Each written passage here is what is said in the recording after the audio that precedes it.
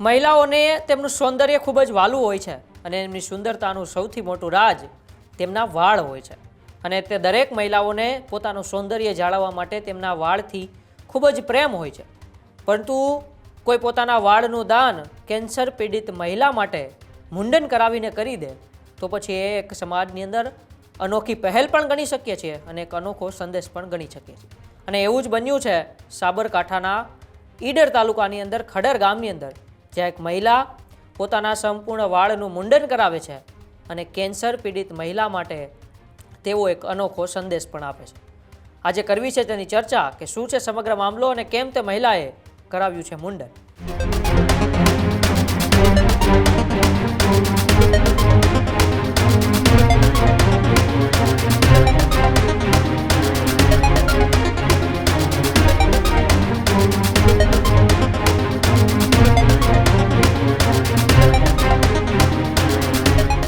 મહિલાની સુંદરતા એના વાળમાં હોય છે અને તેનાથી મહિલાઓ સુંદર પણ લાગતી હોય છે.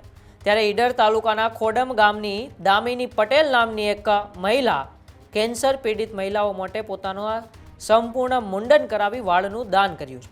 આમ તો દામિની પટેલ સાયબર ક્રાઇમમાં પોલીસની નોકરી કરે છે. તેમની એક મિત્ર અનુબેને આ પ્રકારના વાળનું દાન કર્યું અને તેમને વાત કરી તો તેમણે પણ સંપૂર્ણ વાળનું દાન કર્યું. દામિની પટેલ માને છે કે લોકો ચીજ વસ્તુ કે પૈસાનું દાન જરૂર કરતા હોય છે, ત્યારે તેમને અન્ય મહિલાને સુંદર બનાવવા માટે વાળનું દાન કર્યું છે. આ વાળનું દાન સંવેદના લાગણી સાથે જોડાયેલ છે, પણ વાળ તો થોડા સમયમાં પાછી આવી જશે, પણ જેને વાળ નથી તેમને દામિની પટેલના વાળ મળશે અને તેમના ચહેરા પર ખુશી આવશે. એ દામિની પટેલ માટે મહત્વની વાત છે. આવો પહેલા આપણે સાંભળીએ એ વાળનું દાન આપનાર દામિની પટેલ શું કહી રહ્યા છે. વાળ એ મહિલાની સુંદરતાનું પ્રતીક છે, બરાબર. કેન્સર પીડિત મહિલાઓને હંમેશા કિમિયોથેરાપીની એવી કોઈ ટ્રીટમેન્ટ કરાવે એના પછી એ લોકોને વાળ ઉતરી જતા હોય છે. તો એ લોકોને ઘણી વખત એવું હોય છે કે વાળ સુંદરતાનું પ્રતીક છે એવું આપણે અહીંયા સમાજની એક હકીકત છે. મને એક જગ્યા વિશે ખબર પડી કે જ્યાં કેન્સર પીડિત મહિલાઓને વાળ ડોનેટ કરવાથી એ લોકોને નવું જીવન મળે છે. તો મને એવું થયું કે હું આમાં જોડાઉં અને મારા વાળ ડોનેટ કરું, અને આમાં મારા પરિવારની સપોર્ટથી મેં વાળ ડોનેટ કર્યા હતા, બરાબર. મારા હસબન્ડને પહેલાં મેં વાત કરી કે મારે આમાં જોડાવું છે અને મારે વાળ ડોનેટ કરવા છે. તો એમને કીધું કે આપણે કેન્સર પીડિત મહિલાઓ માટે કરી શકીએ કે જો જેનાથી એ લોકોને ખુશીનું એક અભિવ્યક્તિ થાય, તો તું વાળ ડોનેટ કરી શકે છે. અને મેં કાલે 12 તારીખના રોજ મેં વાળ ડોનેટ કર્યા હતા. તમે આમ તો પ્રજાના સેવક છો, લોકોની મદદ કરો છો, સારી એક નવી સેવા પૂરી પાડી, શું કહેશો? આમાં એવું છે કે આપણે અત્યારે જોતા હોઈએ છીએ કે લોકોને આર્થિક રીતે મદદ તો બધા કરતા હોય છે, પણ પોતાની સુંદરતાનું પ્રતીક તરીકે મહિલાઓ માટે છે જે વાળ પર એ ડોનેટ કરવાની બહુ મોટી વાત છે.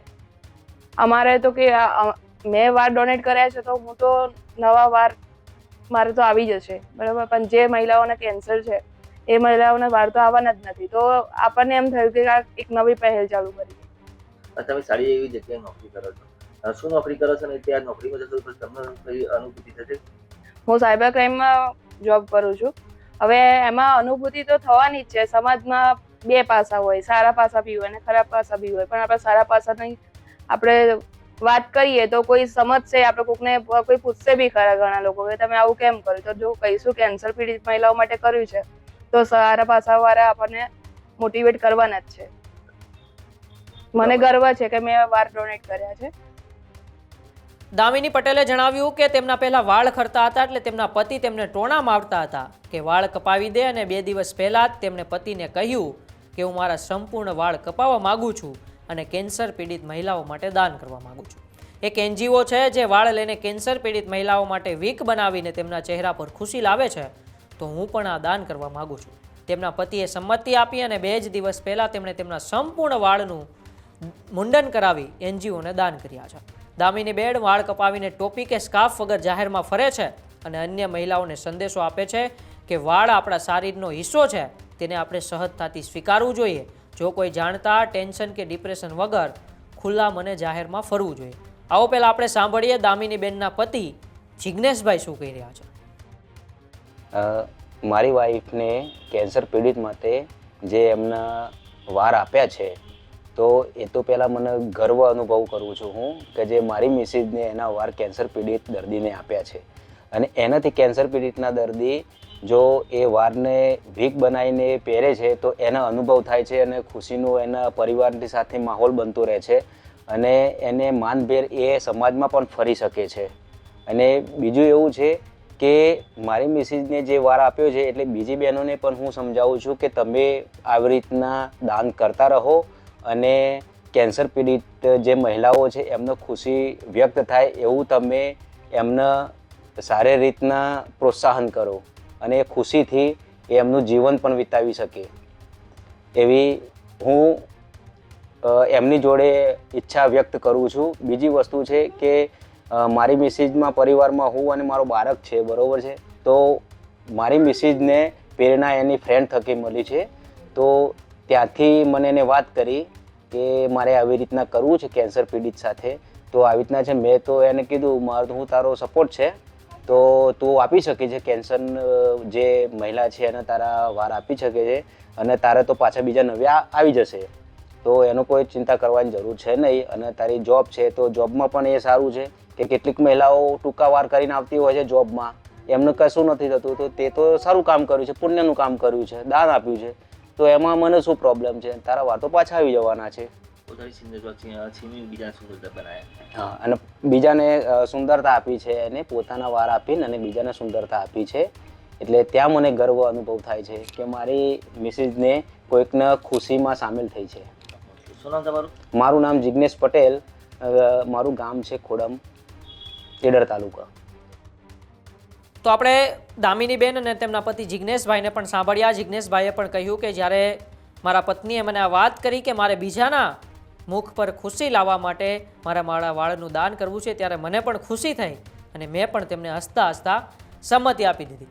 એક મહિલા પોતાના સૌંદર્યના પ્રતીક એવા વાળનું દાન કરી અન્ય મહિલાના મુખ પર ખુશી લાવે છે ત્યારે આ મહિલાએ એક અનોખો સંદેશો આપીને ખુલ્લા માથે તેઓ સમાજની અંદર ટોપી કે સ્કાર્ફ વગર જાહેરમાં ફરે છે અને અન્ય મહિલાઓને પણ આ જ રીતે દાન આપવા માટે જણાવે છે. કારણ કે અત્યારે કેન્સરનું પ્રમાણ ખૂબ જ વધતું જાય છે ત્યારે અનેક મહિલાઓને આ કેન્સરની દવાના લીધે, કેન્સરના ડોઝના લીધે પોતાના વાળ ખરી જતા હોય છે અને તેમને શરમ આવતી હોય છે કે કેવી રીતે સમાજમાં ફરવું.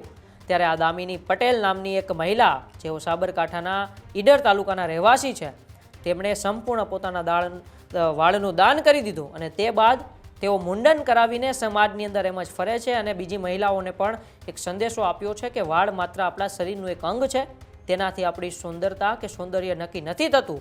તમારું સુંદરતા, તમારું સૌંદર્ય તો તમારા સ્વભાવથી નક્કી કરવામાં આવે છે. તેવું આ દામિની પટેલે સરસ મજાનો દાખલો સમાજની અંદર અત્યારે ફેલાવ્યો છે અને અન્ય મહિલાઓને પણ તેઓ અપીલ કરી રહ્યા છે કે તમે પણ આવા કેન્સર પીડિત મહિલાઓને નીચું ના જોવું પડે, તેમને એવું ના લાગે કે અમારે કેમ આ મુંડન સાથે સમાજમાં ફરવું, તે માટે તમારે પણ વાળનું દાન કરવું જોઈએ. તમારું આ બાબતે શું માનવું છે? દામિની પટેલની આ કામગીરી તો આમ તો સરાહનીય છે, પરંતુ અન્ય મહિલાઓને પણ આવું કરવું જોઈએ. અને ખરેખર દામિની પટેલ જે વાત કહી રહ્યા છે કે વાળ તો માત્ર એક શરીરનો અંગ છે, તેનાથી આપણી સૌંદર્ય નક્કી ના થાય, આપણી સુંદરતા તો આપણા સ્વભાવથી નક્કી થતી હોય છે. તમારું આ બાબતે શું માનવું છે? અમારા કોમેન્ટ બોક્સમાં અચૂકથી જણાવજો. ત્યાં સુધી જોતા રહો ન્યૂઝરૂમ ગુજરાત. નમસ્કાર.